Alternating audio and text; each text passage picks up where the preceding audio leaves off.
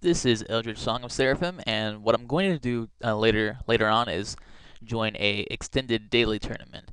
So before I get into that, I wanted to give you guys a little preview of a deck I'm planning on running.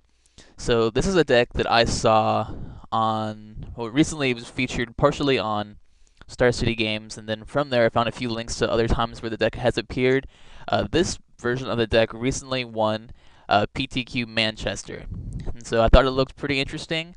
And it's based on the Steel Artifacts deck that I was kind of really into not too long ago, and now it's got Tezzeret and some extra tech in it. So I thought it might be a good time to bring it back and see if it actually has a place in the meta. So there's a few changes with this deck that were from the other one I played. Mostly that it has a stronger mana base. It's running 20 lands instead of the usual kind of 16, 17 lands. And white is a bit more important than it was in the previous iterations. A couple of differences in the mana base is Windbrisk Heights. That's so you can kind of fetch out any big creatures because you're going to be having at least 3 to 4 creatures on the board. So with that, you can fairly certainly, like around turn 2 or 3, maybe even 4, activate Windbrisk Heights to bring out maybe a Tezzeret or whatever else you exile with your Windbrisk Heights. That can be a Tempered Steel. And it also has Ink Moth Nexus. That is actually an interesting addition. Mostly it's just because it can be an artifact land, so it helps with the Metalcraft if necessary. But more than that, you can use a Tezzeret's ability on it to make it a 5/5 infect flying creature and actually poison your opponent out in 2 turns if that's the way you want to take the win, however you need to take the win. So it's running some fairly standard stuff here. So let's go ahead and do it by name. All right, so 4 Master of Ethereum, 3 Knights. The Ethereum, these guys are amazing. They're probably your power creature. Typically going to be your largest creature, your most powerful creature, and it's really going to beef up all your other cards. Knights, just because of the low cost. Typically, those are the first to come out most games against aggressive decks because they're not really that useful, other than just being a quick creature. You have your Mox Opals, a little bit of mana acceleration, and it's pretty easy to get Metalcraft in this type of deck where you have so many artifacts coming out. The Ornithopters are nice because you have effects like Tezzeret's ability that can make things 5/5, and plus like Steel Overseer that can start putting counters on all of your artifacts. So your Ornithopter can end up being a pretty big flying beast.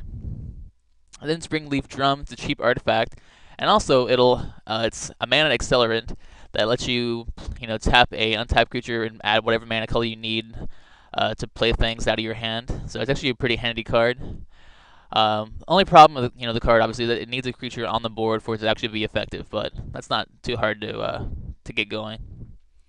And then you have your Steel Overseer, which is like your utility pump guy. This guy is pretty important. Like most of the games where you can get a Steel Overseer to stick on the board, you're gonna win.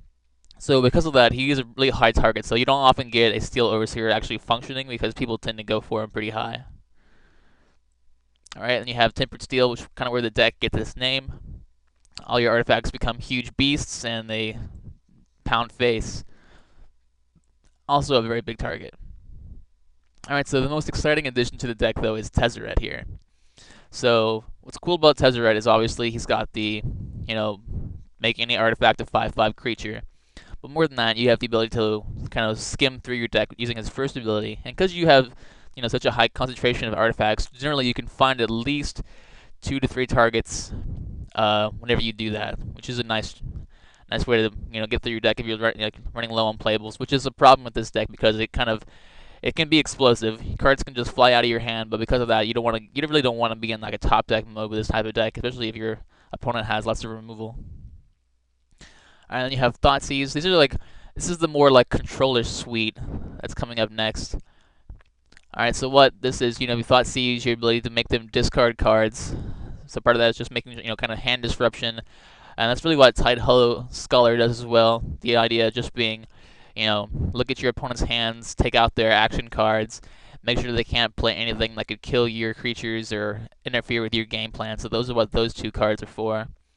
The Trinket Mage, on the one hand, is sort of to go and fetch your smaller artifacts, like your Steel Overseers, your Ornithopters, your Memnites, your what is it called, Springleaf Drums. But also, there's a few cards in the sideboard that work well with the Trinket Mage, which I'll get to, but just to mention them quickly. The Pithing Needle, Basilisk Collar, lets you go fetch those in order to have a bit of game against certain deck types. And then there are two Unified Wills main and one Unified Will sideboard, and those really are for more controlish decks, because typically you're going to have quite a few creatures out, so it's just going to be a 2 mana costed counterspell, a hard counter, which actually is a pretty good deal. So that's the main deck, and it's pretty straightforward actually. Not too much going on there. I mean, it's a bit harder to play just because of the decisions you have to make, but overall the concept behind the deck is pretty simple. And it does, as you can see, have a really low curve, with Tezzeret being the highest costed creature up there. Alright, so then you have the sideboard. The sideboard is pretty interesting. So let's look at these cards by name.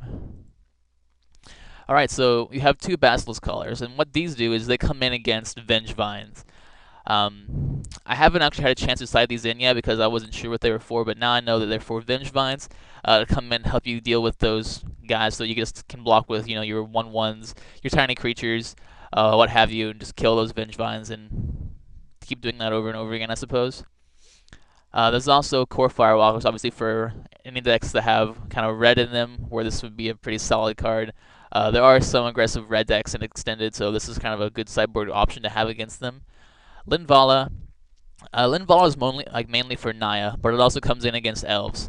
In terms of matchups for this deck, probably the worst matchup there is Elves, just because they're so fast, so explosive, and just looking at, I might even consider putting in. I'm gonna do this daily and see how the deck performs overall, but I wouldn't. If it turns out there's probably a lot of Elves in the meta game, I might take out maybe some Path to Exiles. And drop in some Day of Judgments just to make sure that I can handle those kind of explosive elf starts.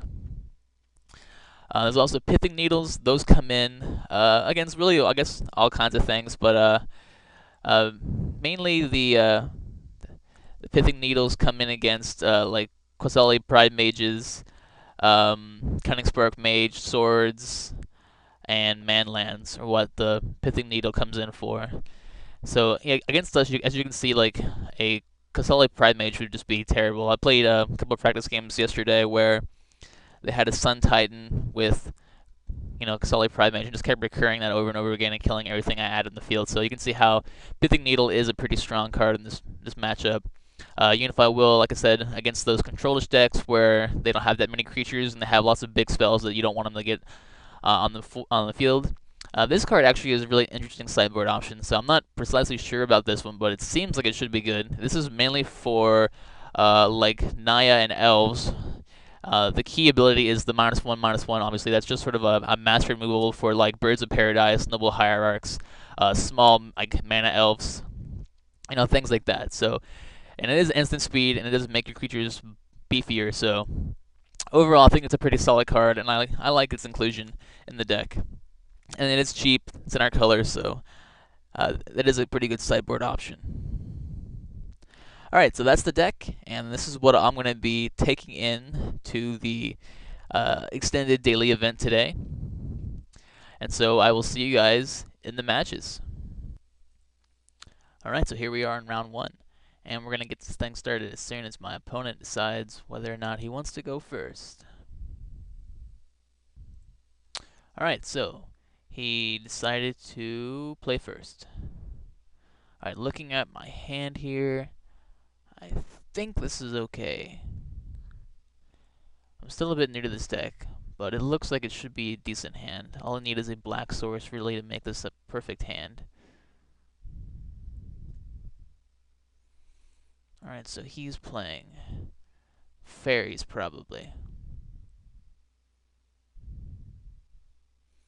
Now he knows exactly what I'm playing, so either Tezzeret probably, possibly one of my mana sources like Tide Hollow Sculler or Springleaf. Nope. Tezzeret was.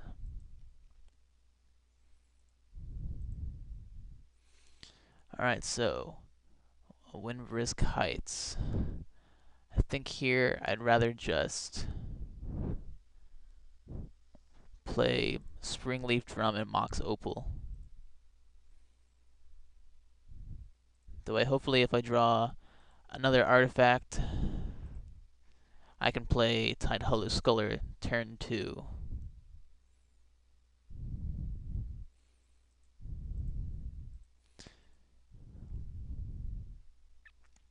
It's possible that we're playing the same deck.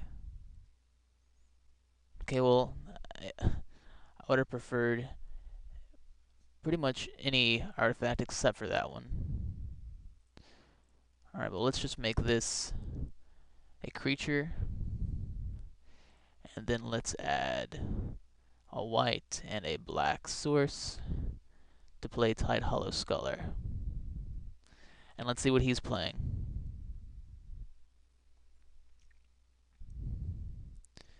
He's playing some very weird deck.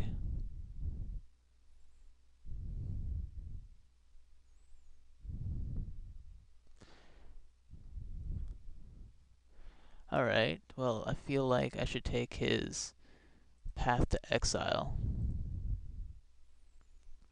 It was either that or his Johnny Goldmane, but I feel like I'd rather be marginally safe from removal. I can't play anything that turn. Alright, well, let's see what we've got. So, possibly, I think here I'd rather actually play another Tempered, like exile a Tempered Steel. Possibly get him by surprise. Alright, so let's add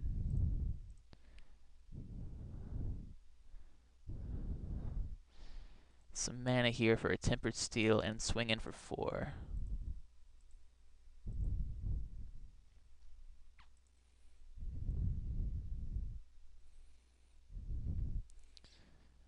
It will make my Ink Moth a 3/3, which while not great is still pretty good.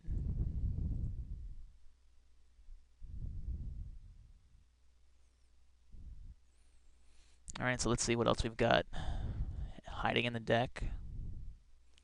Why don't we just go all in with 3 Tempered Steels? How's that?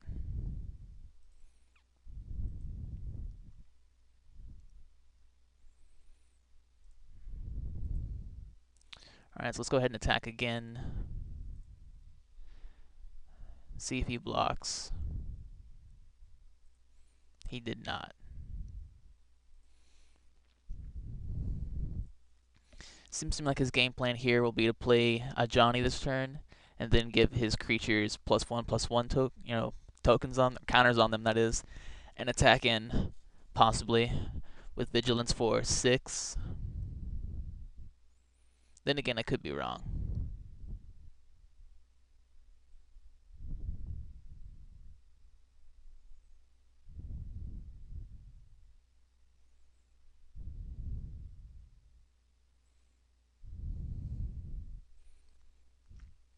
Nope, looks like I'm right.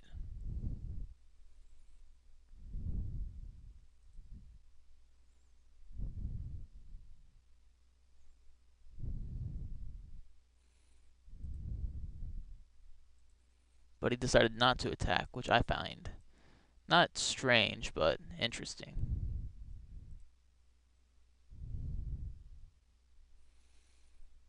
Alright, so I can attack with... Let's go ahead and... Let's go ahead and play Trinket Mage.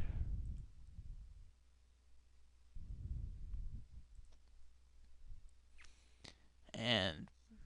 Let's see...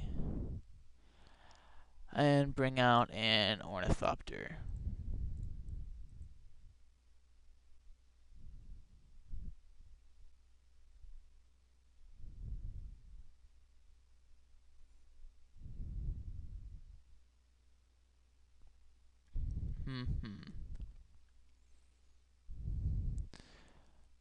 Okay. And here I'm going to go ahead and attack with the Blink Moth Nexus. And I'm going to... Oh, I activated the wrong one. That's good. That's cool.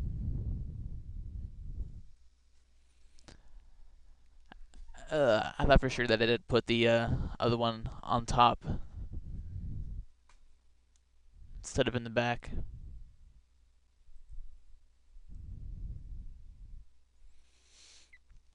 Alright, so this is getting a bit awkward. There's no doubting that.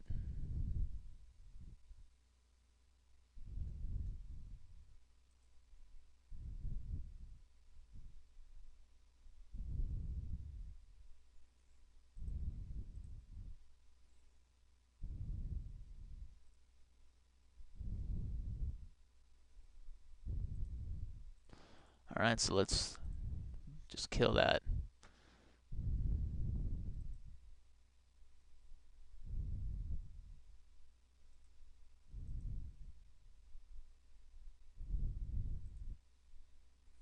And he's got his own hideaway lands. Interesting.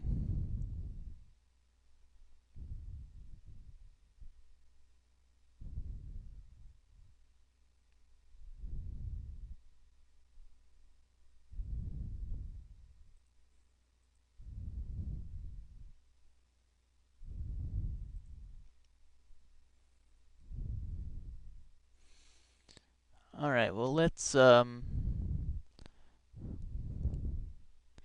go all in here.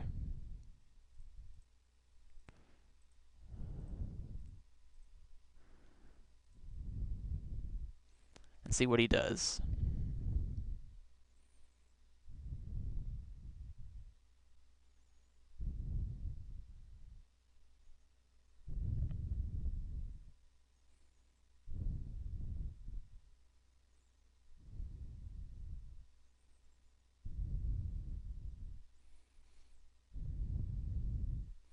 Alright, that's fine. And let's go ahead and activate my 2 tempered steels.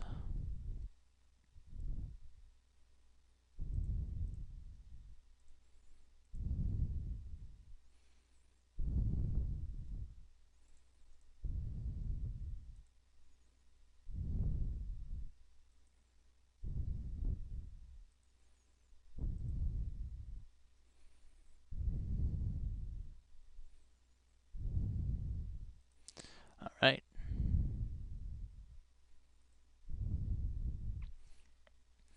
So unless he has a way 2, 4, 6, yeah, unless he's got a way to get past some kind of flying creature this turn, he's pretty much dead.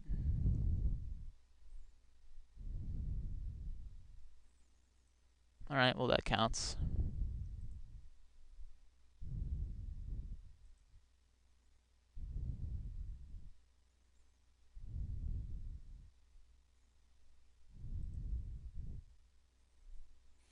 So he's going to hit me for 8. Nothing I can do about that.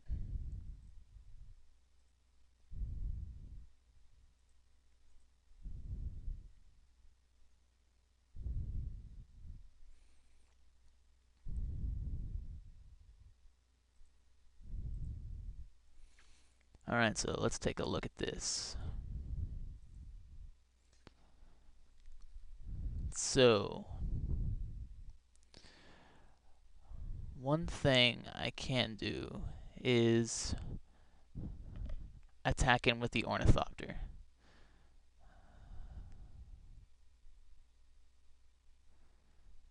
And likewise with the Blink Moth. That would leave me 2 blockers. That would still cause me to die. So I should leave the Blink Moth alone and just attack with the Ornithopter.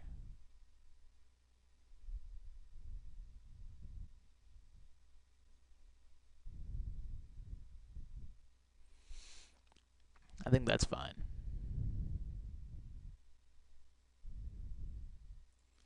I should probably kill the Johnny Goldmane.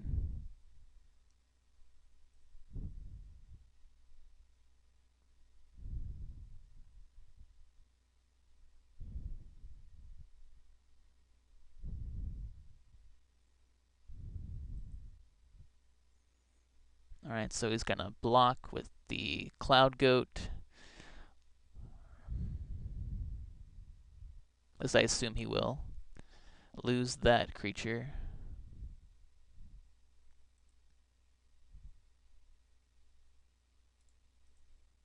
And then have a boatload of creatures to attack in next turn.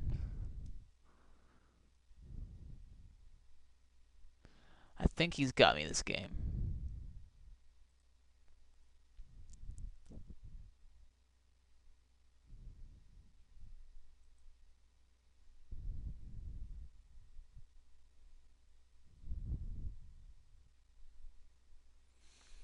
If he just puts a counter on everything, he'll have 4 or 5 creatures to my 3. No, I think I'm okay for this turn, at least. If he swings with everything.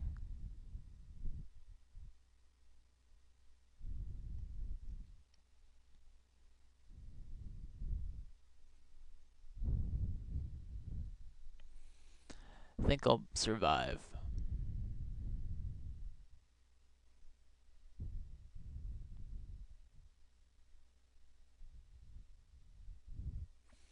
Alright, so he's got creatures now.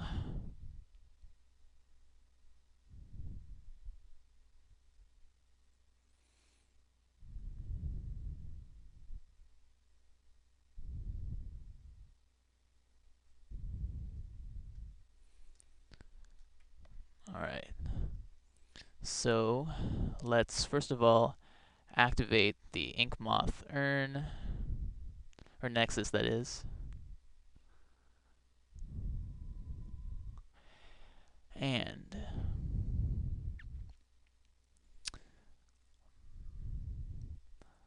put that on the Cloud Goat. Block the 4/4, block a 3/3, and take 6.